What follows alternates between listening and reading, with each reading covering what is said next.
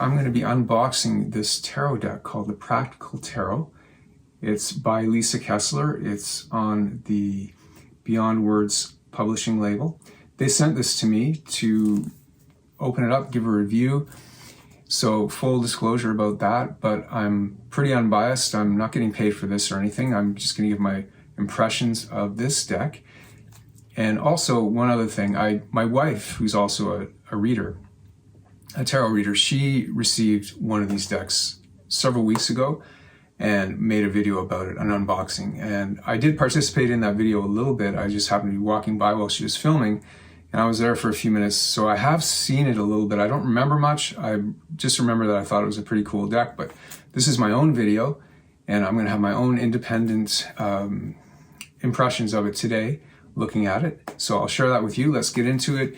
I am gonna, without further ado, you can see it's still in the cellophane.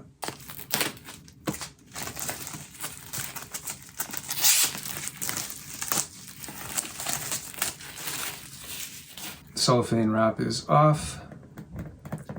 Let's see what's inside. It comes in a nice box, which is typical these days of a lot of cards. A lot of card companies seem to come in these boxes these days, which I like.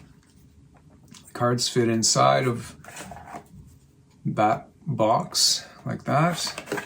It's not a magnetic box like some of them that you see, for example, with Llewellyn decks. It's just a lid that goes on and off like that, and that's fine. Very nice looking guidebook here. Practical Tarot Guidebook by Lisa Kessler. Full, beautiful color, full color of the card, and then a nice explanation here. We'll get more into this later. I'll look more into detail with this later. So yeah, nice guidebook. Here are the cards. Let's take a look at the deck now. All right, so we have our cards. What I'm going to do is go through the major arcana, flip through them for you. There's the Fool card. Beautiful. Pastel-y kind of colors, I guess. I'm not an expert on the filters like that, but very Rider-Waite. Smith influence, so beautiful. The Magician. Magician is a woman. That's nothing wrong with that. People want to identify with, people need different ways to connect with tarot nowadays. The High Priestess. I only say that because, not because of gender things or anything political, just I meant on this sort of spiritual map. The number one, or the Magician, is considered more of a divine masculine energy, but that, of course, is such an abstract, high spiritual world that doesn't necessarily translate here in the physical plane. So, the Empress. I love the green in this. Beautiful.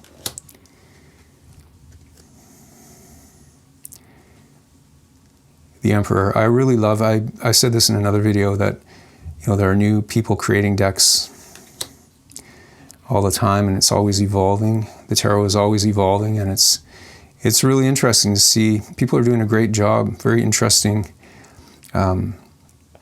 styles and takes on the tarot, but still remaining true to its roots. That's what I see with this deck. Still remaining true to the original traditional tarot, but blending more with today's context and how people might connect with tarot nowadays. The Lovers, that's interesting. They have armor on. That really is interesting.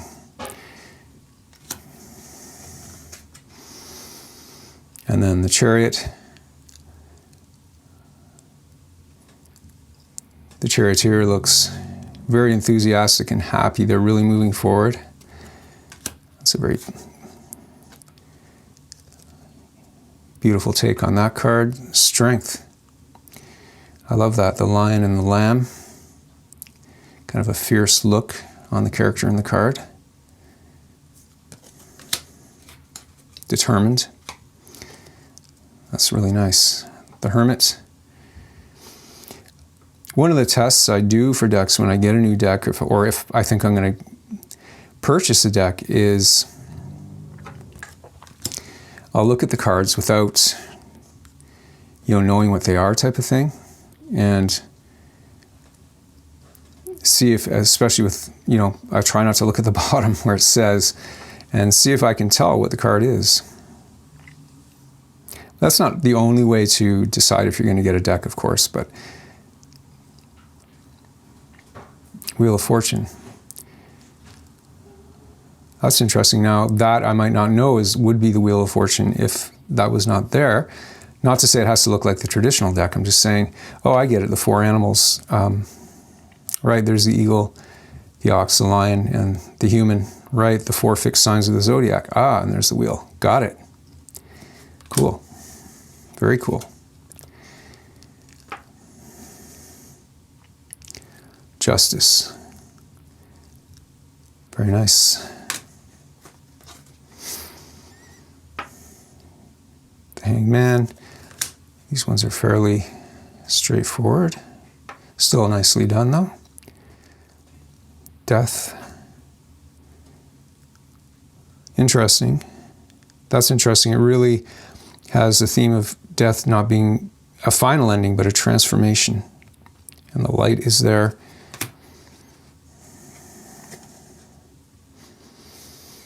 Some people get scared by the death card. Temperance. Measuring out. A lot of decks have sort of the fire meeting the water, the alchemical kind of blending with temperance. This is more the tempering in terms of measuring, middle path, taking a measured approach. The Devil, kind of a pan figure, I guess. Nature, natural, primal maybe.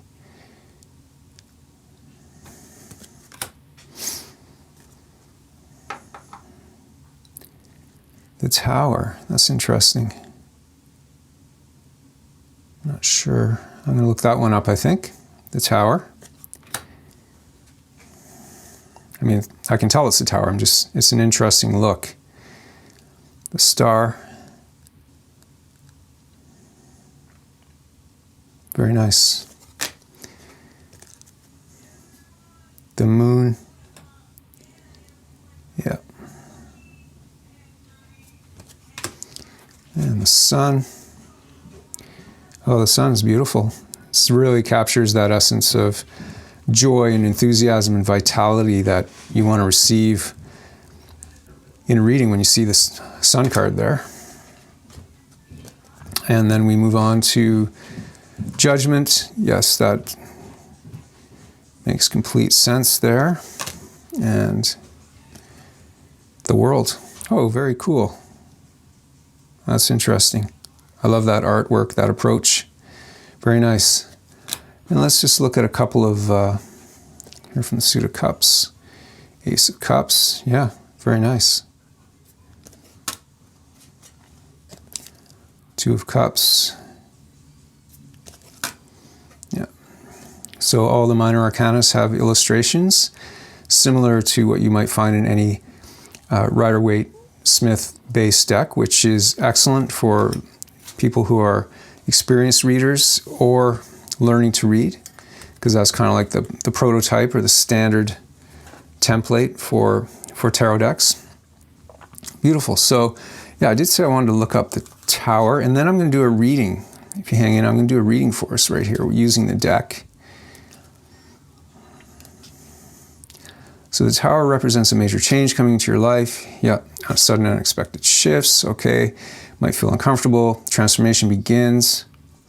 Perhaps the tower you are enclosed in is actually a chrysalis, and when the chaos settles, you will emerge as a butterfly, enlightened with new wings.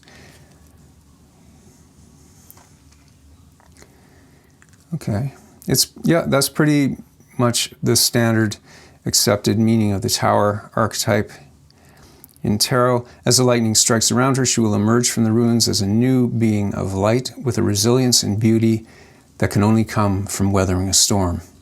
She will rebuild with confidence. Her transformation has given her wings. Okay, so it's got a really nice affirmative approach as well to what is the traditional meaning. It just doesn't leave you hanging that you're going to be going through unexpected change. It says that the change leads to a positive rebirth in a way, or a positive new beginning where you're going to be stronger because you've shed the old of what no longer is necessary, or what is outdated in your life. You shed that skin, even though it was unexpected.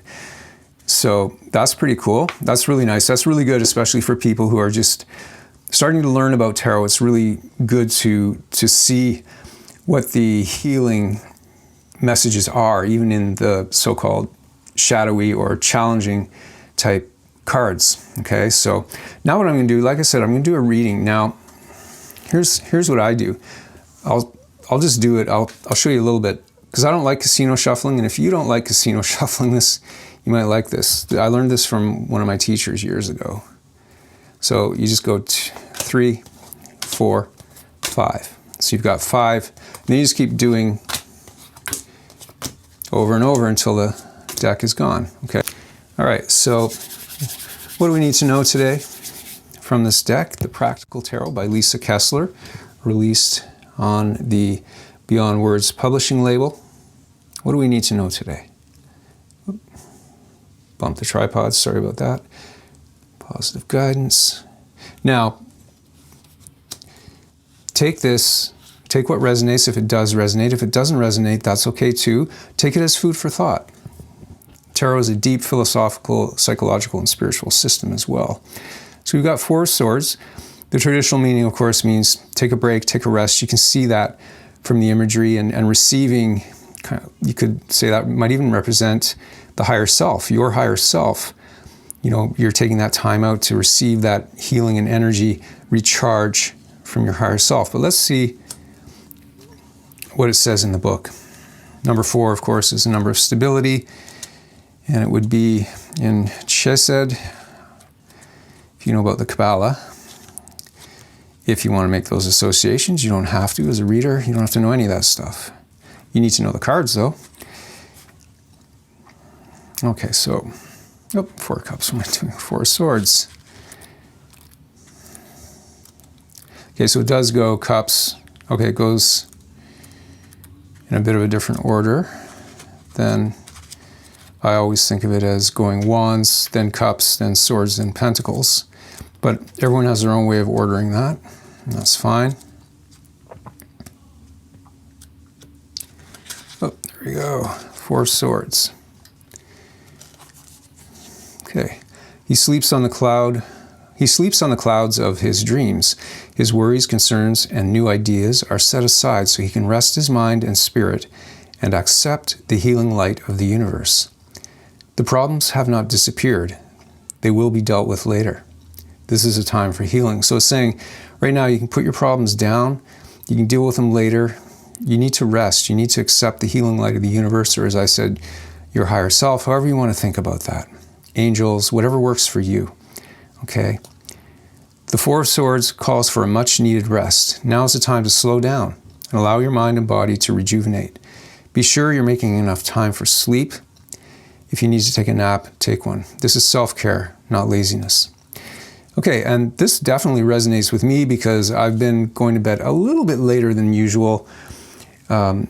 Just not late, but just 20, 30 minutes later than usual. And that can add up just because of the, this is a time where I'm in right now filming this in April 2025. And there's a lot of chaos going on the world stage. Well, when is there not? But that really influences where I live, especially. And I live in Canada. So there's a lot, and there's an election coming up here as well. So I've been looking at the news cycle a little bit to stay informed and, make sure I know what's going on. But it's, you have to find that balance because you don't want to be in some world of unicorns and rainbows where everything's okay when everything's not okay. But at the same time, you don't want to get sucked into the negativity, to find that balance, But it has been because of the news cycle and seeing what's going on, trying to keep up with it because it's changing so rapidly every day, I've been going to bed a little bit later, 20, 30 minutes than normal. So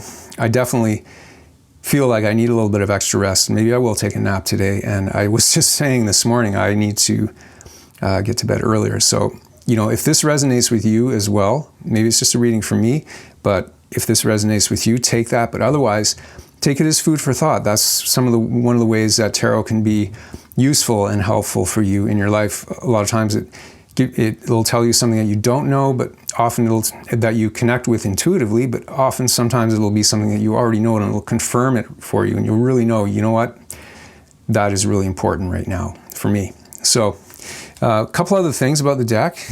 The cardstock is nice. It's not too thin, not too thick from what I feel.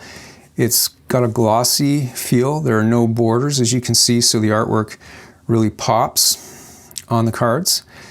There's the back. You see the back. It's not my, I can't say I love the back. I don't hate it. It's not my favorite back. I don't know. That's all I can say. I don't want to, I'm not very good at saying to knock something like that. I don't, because I can imagine how much work it must take to put together a deck like this. I'm just saying the back it's okay. It's okay. But everything else about the deck, I don't buy a deck for the back anyways. So that's not, that's a minimum kind of a point that I'm saying, really. I would give this deck a really high rating. I'd recommend it to anybody, especially someone who's just beginning with tarot and starting to learn. I would definitely recommend this deck, especially the way the words are written in the book as well. The guidebook's very adhered to the principles or aligned with the traditionally accepted tarot meanings, but there's flexibility. Of course, you need to find out what resonates with you with those meanings as you study tarot. Nobody will ever completely master it in their lifetime. It's like anything. It's like one of those big art forms that you just it's life. So you are always learning deeper layers with it. But it's got a nice positive affirmation to even the challenging cards I see. So that I think is useful for people just beginning. Yeah, so that's my review, my unboxing, my review on the Practical Tarot by Lisa Kessler, released by Beyond Words. I would highly recommend this deck. I quite enjoy, I think I'm going to enjoy working with it a little bit over the next few days just to see how it goes. And one other tip as well, you don't have to take this tip. Everybody's different, but I always recommend this to my students. I usually walk around this. I've had this in my office for a couple of weeks, but I'll usually take a deck, I'll put it beside my bed, sleep with it for a couple of days, just so my aura kind of starts getting imprinted with it. But, if you don't believe in that, that's fine. I like to do that. It just, whether it works or not, but it just works for me. So you might want to take that approach as well. And yeah, if you like this video, you enjoy my work, please comment, subscribe to my channel for more tarot, more esoteric topics on practical healing, practical spiritual approaches that can really help you in your life. And see you in another video.